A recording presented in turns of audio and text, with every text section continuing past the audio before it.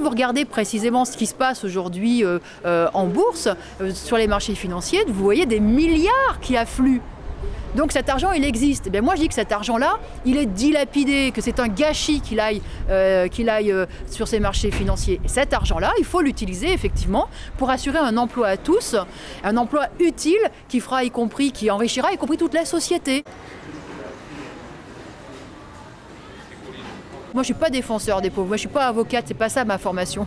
Hein. Non, c'est pas une question d'être avocate. Moi, je pense qu'aujourd'hui, les exploités, les travailleurs, ils font tout tourner dans la société et c'est eux qui transformeront la société. Il faut qu'ils se battent pour leurs intérêts, mais en même temps qu'ils se battront pour leurs intérêts, ils remettront toute l'économie et toute la société d'aplomb. Vous voyez, moi je crois que le combat des travailleurs contre la loi du profit, contre l'accumulation individuelle, contre la concurrence à tout va, contre les marchés, eh bien c'est un bienfait en fait pour toute la société. Ça va dans le sens en fait de la civilisation.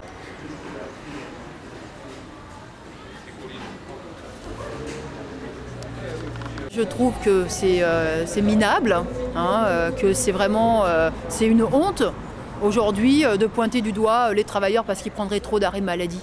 Vous savez, aujourd'hui, il y a des dizaines de milliers, si ce n'est pas plus, de travailleurs qui vont travailler en étant malades, en risquant y compris leur santé, parce qu'il y a la menace du chômage, parce qu'il y a la pression patronale. C'est ça la réalité dans la vie au travail. Et moi, je ne vois pas de fraudeurs aux arrêts maladie. Je vois que des travailleurs qui n'en peuvent plus. Parce qu'il y a les cadences qui s'aggravent, parce que les horaires de travail sont de plus en plus dingues.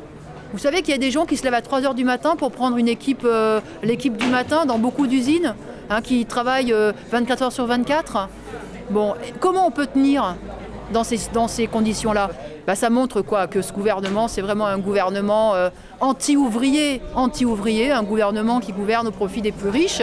Et voilà, moi ça me révolte et ça me donne bien encore beaucoup plus d'envie de combattre ce gouvernement.